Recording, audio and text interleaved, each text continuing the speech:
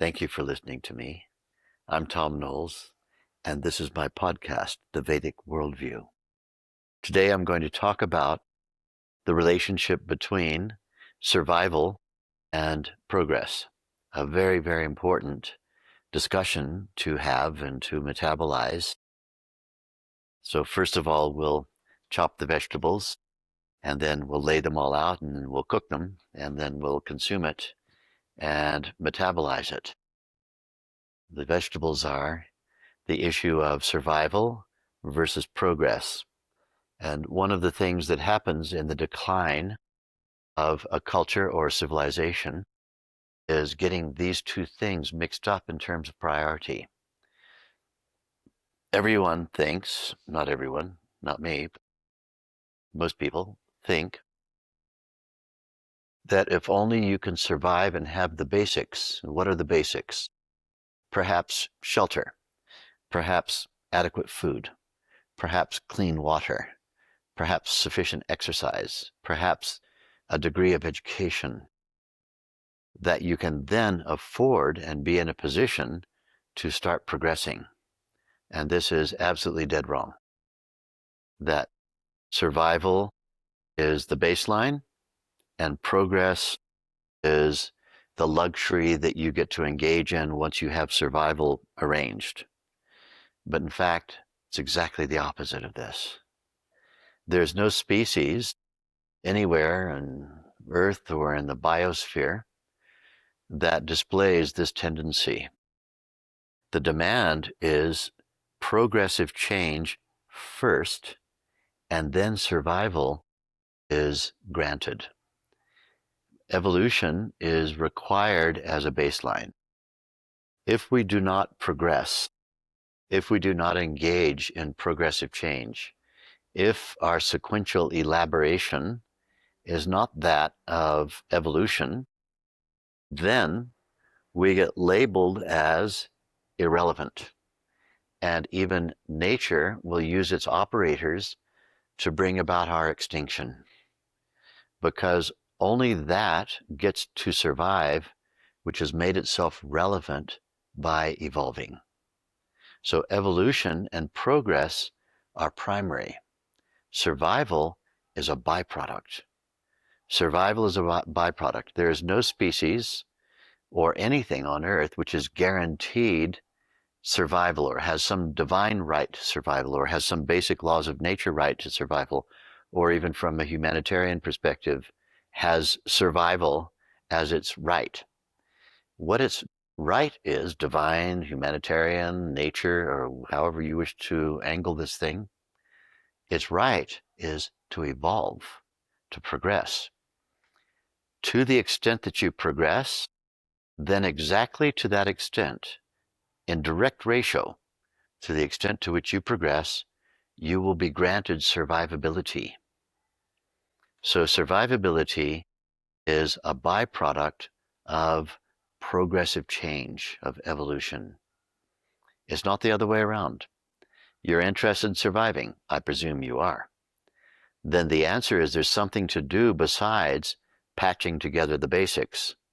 We have to begin the process in whatever way we can. Look left, right, up, down, backwards, forward, in every direction. How can I, even in whatever slight way, embody progressive change? Making an appeal for survival is a failing strategy. Being able instead to seize the opportunity to progress, this is what's going to bring about survival. And so it's an exact ratio. So we have to put our attention on progressive change. Attention on progressive change means you transcend where you are. What does transcend where you are mean? In Sanskrit, we say nivar tattvam. Nivar tattvam. Nivar tattvam. It means to go where you are not. Experience that which you're not experiencing. Move out of the realm of the experience you're having and have another experience instead of that. Nivar tattvam.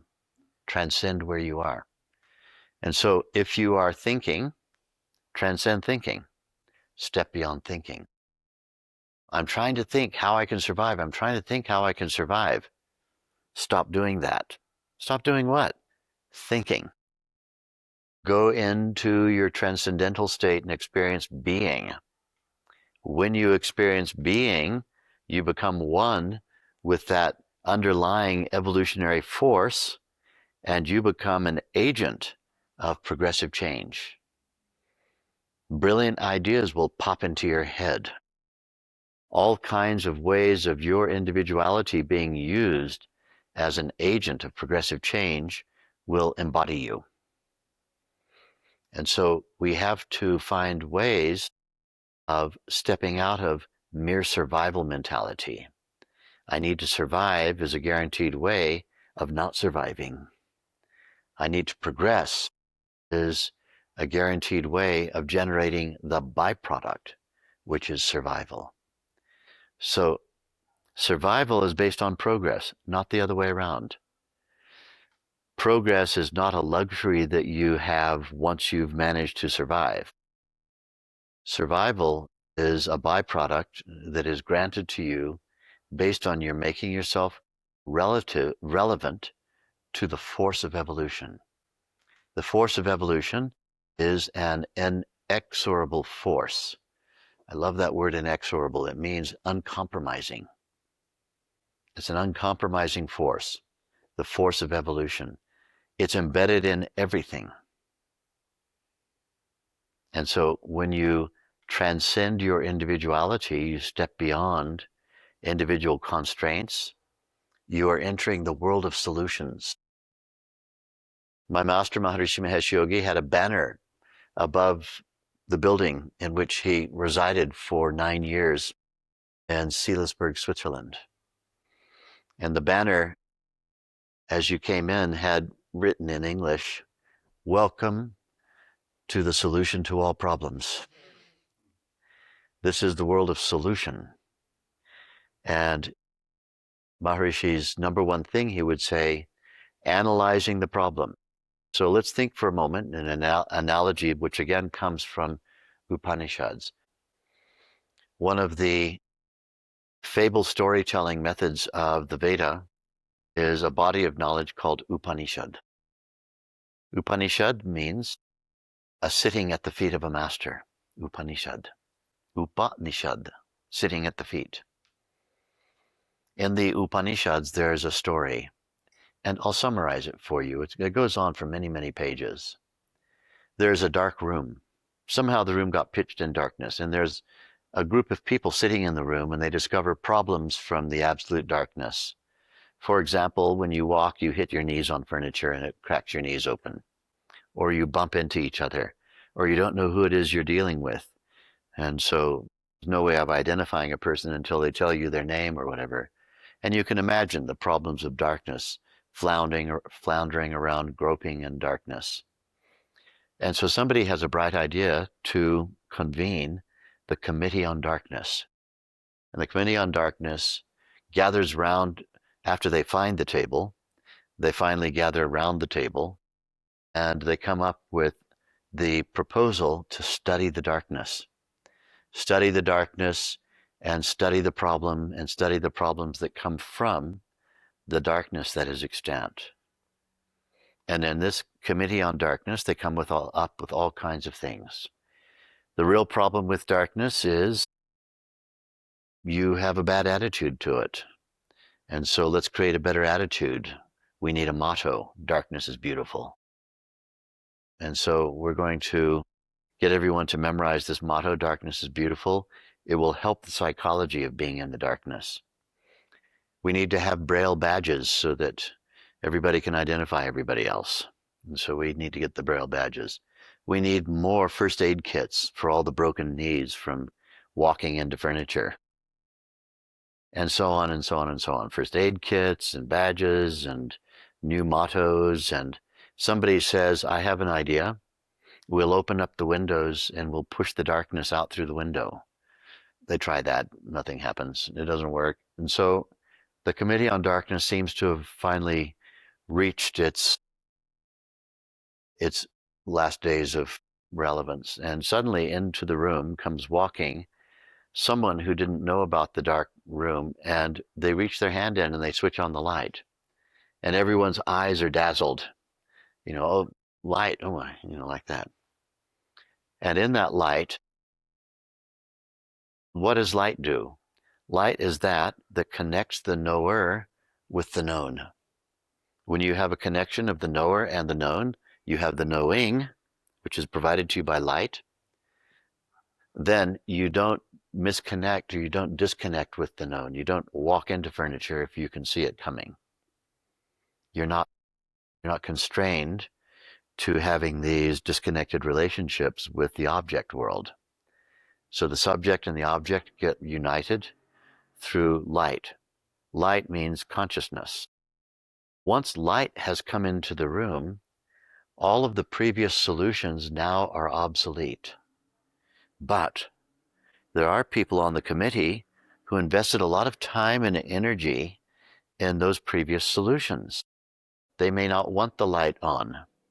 They might want the light turned back off again so that they can get rid of those braille badges and get everyone doing the motto, darkness is beautiful, and all of that.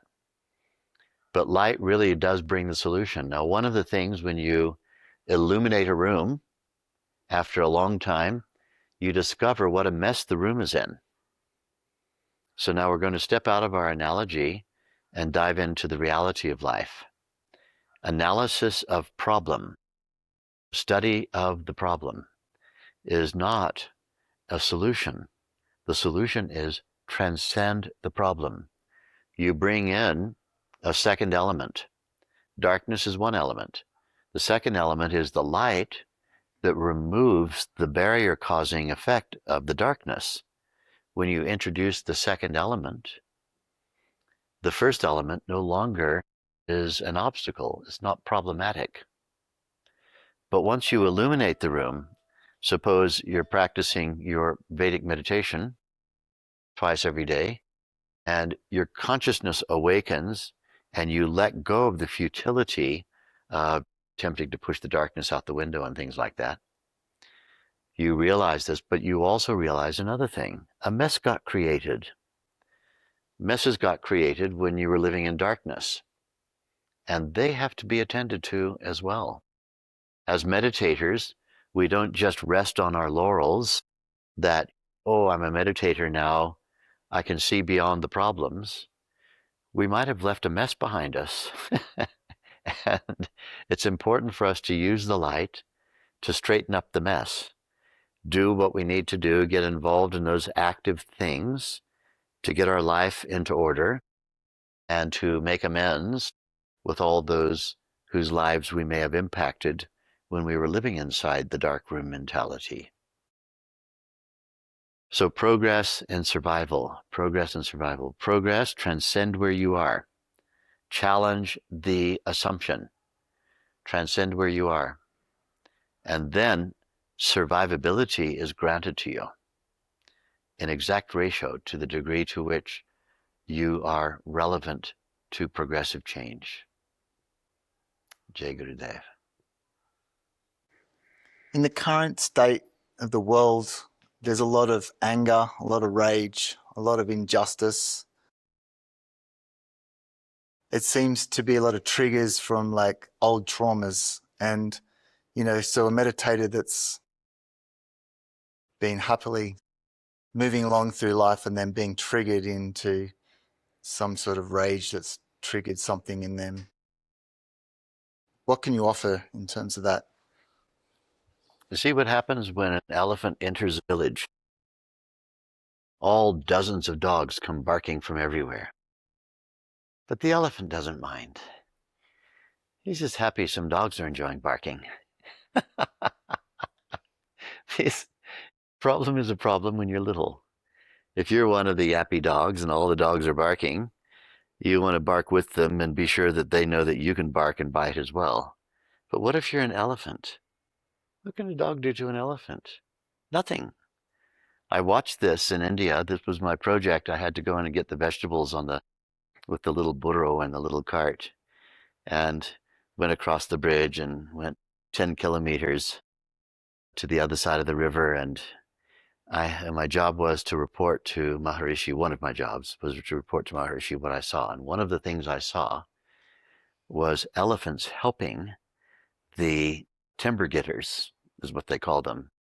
The men who were cutting trees and sawing them into big logs and putting them in the river to be picked up out of the river 100 kilometers further down for sawing in the sawmills. And the elephants would arrive and they would work willingly without any human being intervening on them. They knew exactly what to do: pick up the log, take it over to the river, throw it in. And they'd have their little baby elephants trailing along behind them sometimes. The big male elephants and the female elephants. Some people think female elephants don't have tusks. In fact, they do. Some of them do. And this big tusker female came walking with a log and clamped down with her trunk, walking along and about to throw. But all these dozens of dogs came. And at one point, one dog was really showing off to all the others. And so when she lifted up her giant foot, which is this big round, she lifted up her giant foot to take the next step. The dog got underneath the foot and was barking at the foot and then looking at all the other dogs to be sure the other dogs knew. And she just waited with this half-a-ton log sitting on her tusk. She just waited for that dog to finish showing off. And as soon as he finished and was licking his chops and walked away, she put her foot quietly down onto the ground and continued walking. So the lesson is, it's not the dogs. It's how big you are. What are you? Not what's happening.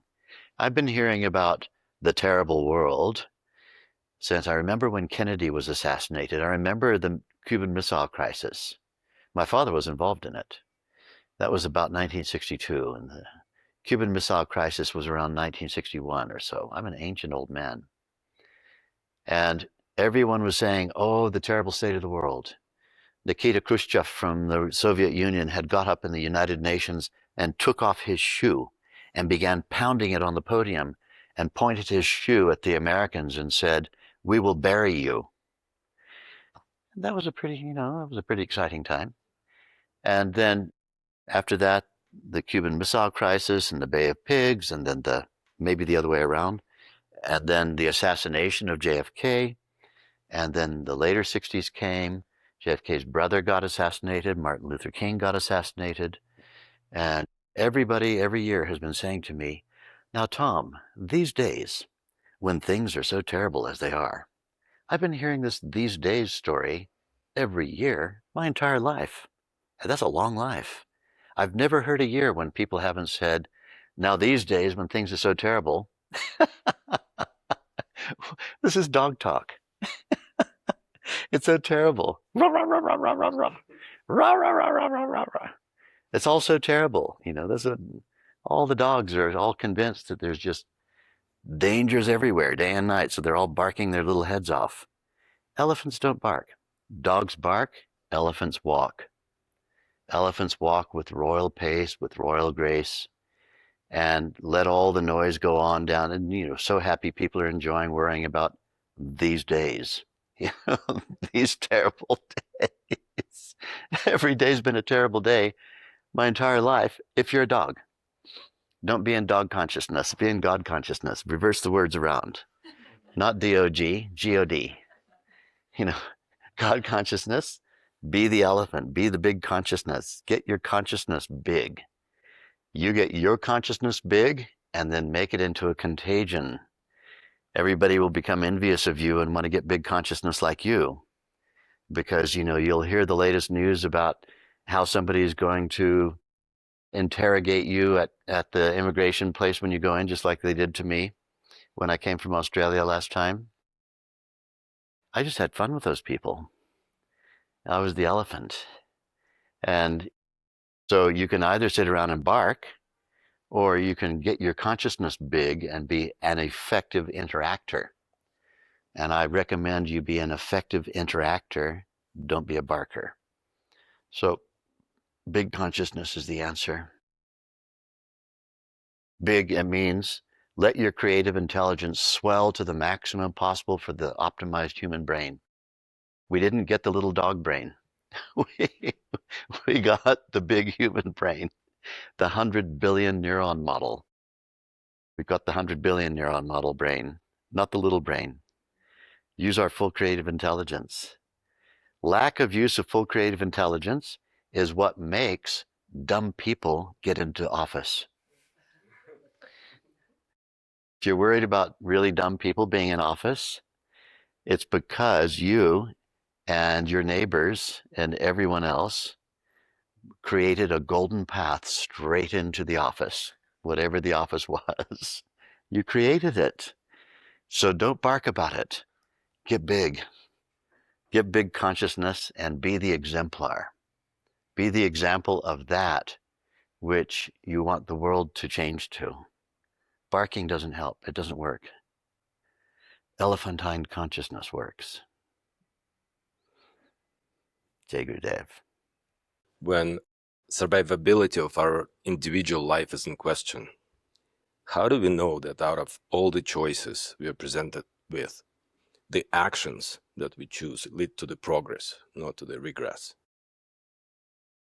We know that actions lead to progress when things get better. If things get worse, then it wasn't a progressive decision. And there is a little trial and error in this. You know, if you got a flat tire and you decide that the solution is to kick the tire and the tire didn't fill up, then you don't have to kick it a second time. No, you learned that didn't work.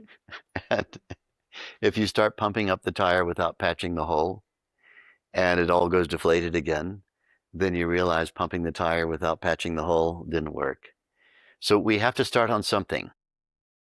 We do have to be decisive, and being decisive starts the process of trial and error. But when you make an error, just shift off of that real quick.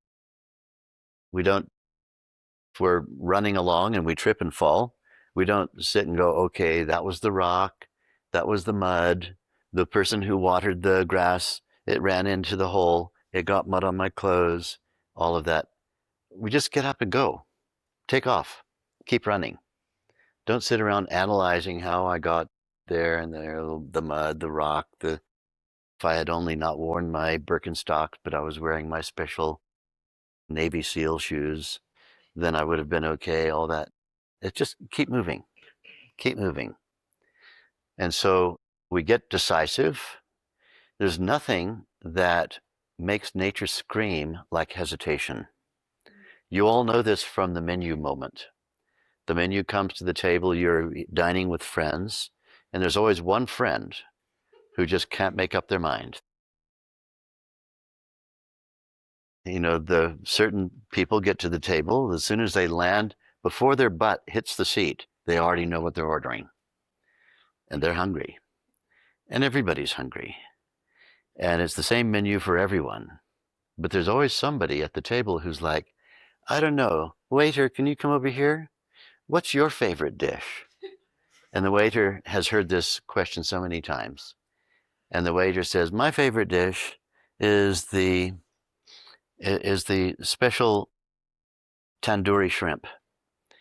And you go, no, I don't think I'll be having that. Anything else your favorite?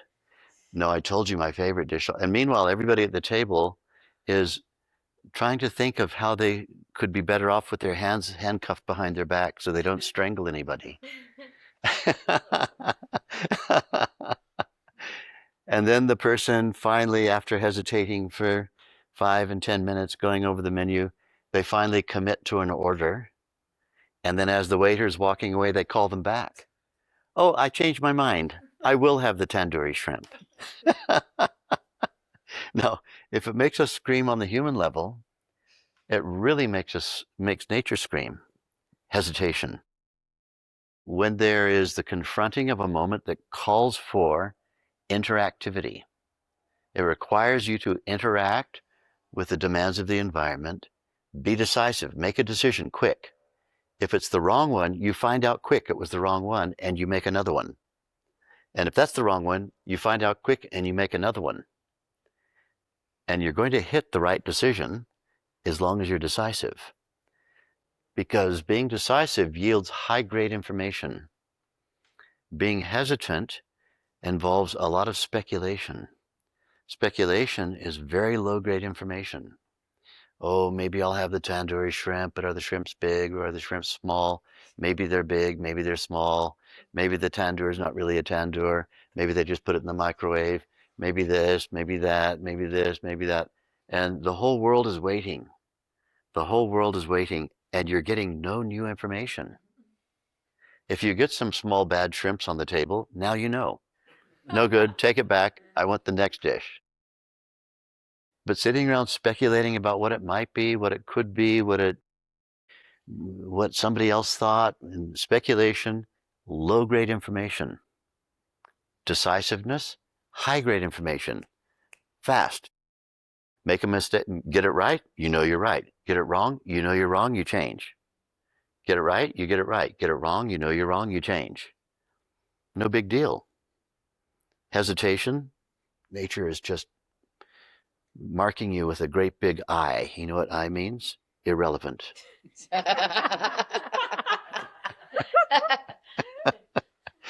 You're on your way to extinction. Decisiveness is good. So we talk a lot and we study a lot of the different states of consciousness, and our practice kind of allows these states of consciousness to begin developing in a way that we can normalize it. And so when we start normalizing certain evolved states of consciousness, it's kind of hard to know what state of consciousness you're in.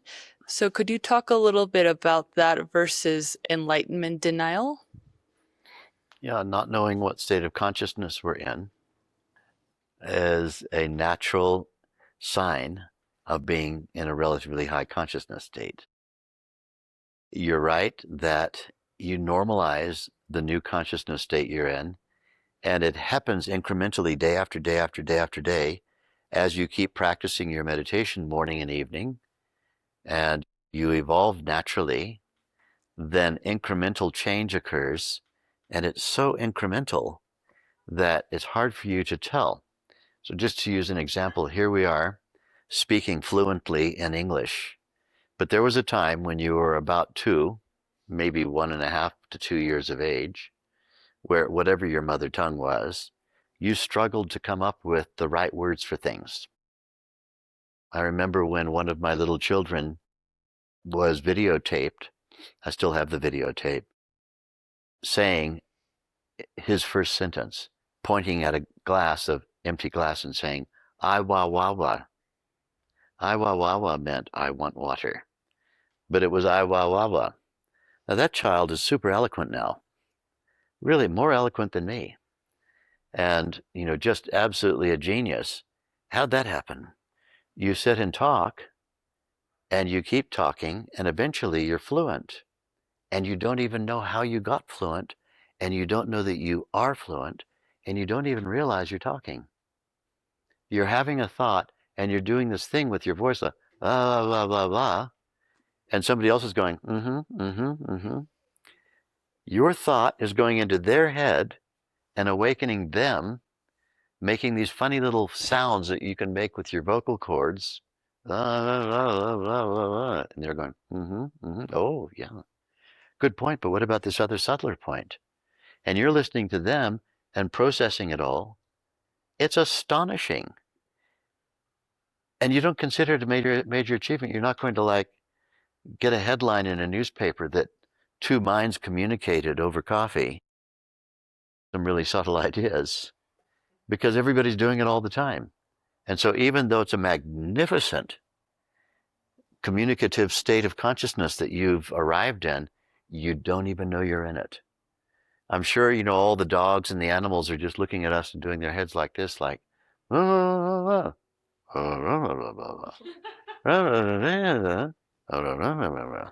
they're all just like, whatever, where's the food? They have no idea. They have no idea we're communicating the subtle distinction between survival and progress. All they hear is blah, blah, blah, blah, blah, blah, blah, blah, blah, blah, blah, blah, blah, blah, blah, blah. And they keep doing that. And eventually one of them wakes up from it and gives us some food and water. So when we're arriving in a new state of consciousness, we're arriving in a new state of capability, and we're not sure we even have it. The only way to know what state of consciousness you're in, and if it's any better than that of somebody else, is your memory, how much you used to suffer compared to how much you suffer now, and others. So where are we with all this? To find the contrast that's necessary for one to assess one's progress, we have to be social. It's a very interesting thing. It means you have to spend time around other human beings who are less capable than you.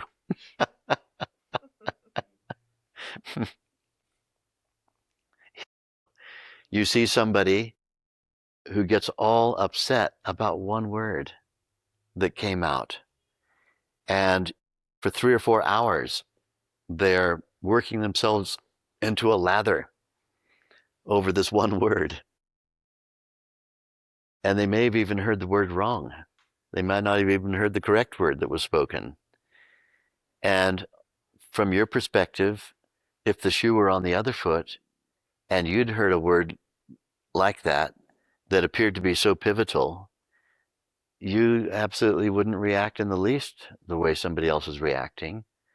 And we're happy about this comparison because it's from this that we can see the state of consciousness we must have arrived in as a result of meditating twice every day. It requires socializing.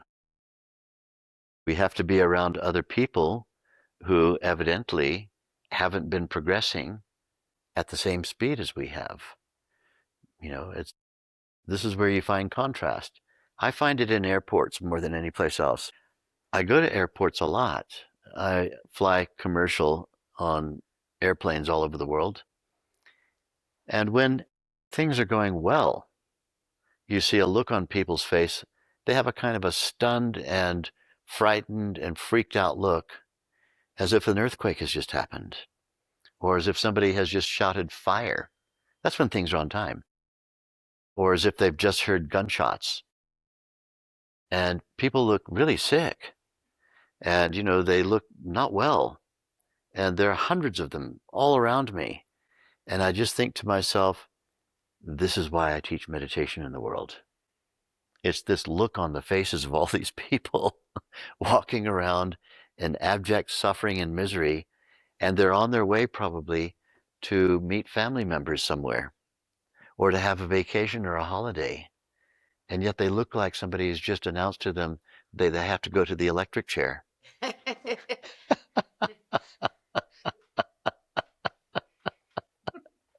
And so where do we find our heightened state of consciousness? When you move around society and you see how much society is suffering all around you, it makes you realize what a good state of consciousness you've arrived in. And the only one thing you're doing differently to them, they're eating food every day just like you. They're drinking water every day just like you. They're doing most of the things they're doing are just like you. There's one thing you do that's different to them. You sit on a chair twice a day with your eyes closed and step beyond thought and release all the stresses in your body and then come out. So the measuring rod is the world around you. That's the measuring rod of your consciousness state. I read a book of a Mexican writer that's about the forced disappearance of a lot of people in the country. And she had a quote that it's the thing I want to ask you about, where people were asking her, why do you write about this? Like, I don't want to read this book because it's painful. And she replied, if it's painful, it's good because it means you care. And so I was wondering if you could elaborate on kind of a follow-up on Cam's question on the things that are going on in the world and the difference or nuance between things that happen where we empathize and want to do something about it, or indifference and like not wanting to feel the pain of those situations. See, the thing is, we don't have to feel pain. If we have to wait until it's painful before we care, we're pretty dumb. Like somebody lights a match on my toe and I'm watching. And right now it's just burning through the callus and it's not painful yet. And I can smell the burning flesh. But I'm going to wait until it's painful before I actually decide that I care. It's not very intelligent. It means dull consciousness. I have to have pain before I care. Yeah, of course it shows that you care, but it's a little late. Why wait until pain comes? You see something, if you catch it early, you see the future in the making, then you avert the danger before it comes. Now you really care. And there's a very odd thing about prevention. It's a very strange fact. If successfully you prevent something from happening, you can't ever get any credit because there's no proof that you prevented anything because it never happened. If you have to wait for a terrible thing to happen, and then not only you waited for it to happen, but you waited for it to give you pain before you had a sufficient critical mass of caring enough to get your toe out of the flame. This is the kind of, excuse the word stupid, way that our society's been working for too many centuries. Let's wait until pain comes and then that shows we care and then we'll do something about it. Why don't we prevent? One of the reasons why we don't prevent is because we don't have acute enough perception to see what's coming. And so then things happen. All kinds of things happen right under our nose because we were too dull in our perceptual capability to see what was coming. Now, somebody who leads a life where they have minimal problems, even though they're fully engaged people, we should be interviewing those people and saying, how do you get this life of minimal problems? There's so many people who have lots and lots of problems who are engaging in all kinds of ways. You seem to be somebody who, even though you're fully engaged, moving all around the world and everything, you never have any problem. What's your secret? But we don't have books about those people. We have books about all the people who failed to see the danger coming and who got trapped in the danger. And then you have to go in and try to reconstruct everything. And on that basis, and what's the whole idea of that? Is to see if you can prevent it. But prevention mustn't be something that you construct through the rearview mirror. From the rearview mirror, I can see what went wrong.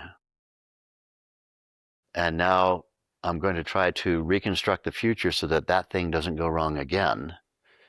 People have been trying this for centuries, and it is not effective. What's effective is having such great preventative capability that there's no story. There's no story. I was on a federal grand jury. This is one of those now it can be told stories. It was a buried story for a quarter of a century. I was on a federal grand jury for the 9/11 massacre in New York City. And in that federal grand jury, we indicted certain people who were known to be either involved in the conspiracy or even somebody who learned how to fly a plane and never learned how to land it, but he learned how to fly it. And this particular individual had a room loaded with guns and explosives and all kinds of things, and also had a computer. When, after the massacre occurred, he never got on his plane, but the massacre occurred, the authorities went into his room, but they weren't allowed by a particular judge to open the computer to see what it had on it. Later on, there was permission granted, and the entire plan was on that computer, right down to who lived at what address, what date, how they were going to get to the airport they're going to get to. Now, it made me think that what if that computer had been discovered before the massacre? What if all those people had been stopped before they even left their house after they finish their breakfast in the morning. What if, what if, what if? Well, the two towers would still be sitting there today. The thing of 9/11 would never have happened. We wouldn't even know what 9/11 meant. We would think it meant the emergency number in America, 9/11. What if? If successfully it had been prevented, nobody would be able to say, I prevented 9/11, because everyone would say, what was 9/11? If 9/11 never happened, and all the news was that a few people were arrested in their homes in Boston and New York before they went off to do something they intended to do but never actually did, there wouldn't be any glory. You see, there's no glory when you prevent. That's what we want. We want zero glory. Lots of prevention means zero glory.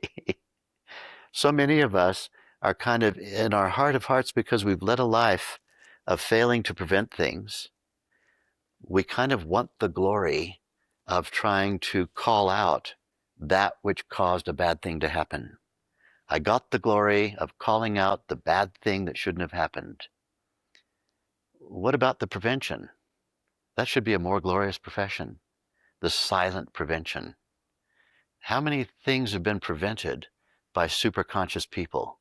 You'll never know. Was the world saved from thermonuclear destruction by somebody? Probably, but you'll never know. You'll never know. Was the world saved from all kinds of terrible things that once upon a time were about to happen but never actually happened because somebody prevented it? You'll never know. All we know about in our ignorant society is where people failed to prevent things. That's what we know about. Failure to prevent is our history. Failure to prevent. World War I happened. We failed to prevent it. World War II happened. We failed to prevent it. Everything that happened was a failure to prevent. Why aren't we putting our attention on prevention? And prevention doesn't have anything to do with calling out the bad guys of the past. It has to do with awakening full creative intelligence in the human condition. We need to put our attention on that. And that really is full education of the human. Full education of the human means full education about what your full brain potential is, what your full creative potential is, what your full creative capacity is. Rather than being reactive to a world that went wrong because nobody prevented anything, we need to be proactive, and we need to awaken the brain's full potential and prevent all the bad stuff. Prevent, prevent, prevent, prevent. Racing around trying to right all the wrongs. There have been wrongs happening ever since Attila the Hun. Attila the Hun, who killed millions of people, and we still haven't corrected all those wrongs from Attila the Hun. Then came Genghis Khan, 800 years later. We still haven't corrected all the problems that Genghis Khan created. And then came, the invasion of India by the Mughals, the descendants of Genghis Khan. We still haven't corrected all the wrongs that were done then. Then came the British. We still haven't corrected all the wrongs. But are we doing anything about prevention? We seem to be, because of our use of 2% of our brain power on average, we seem to be fixated on reactivity about the past, and we call ourselves activists when we're reactive. We don't call ourselves activists when we're actually preventing. It's a failed strategy. It's already got failure stamped on it. What we need to do is awaken full potential and avert dangers that have not yet come. Avert them. Study of the problem isn't the answer. Study of the darkness is not the answer. We have to turn on the lights and eliminate the darkness. That's it.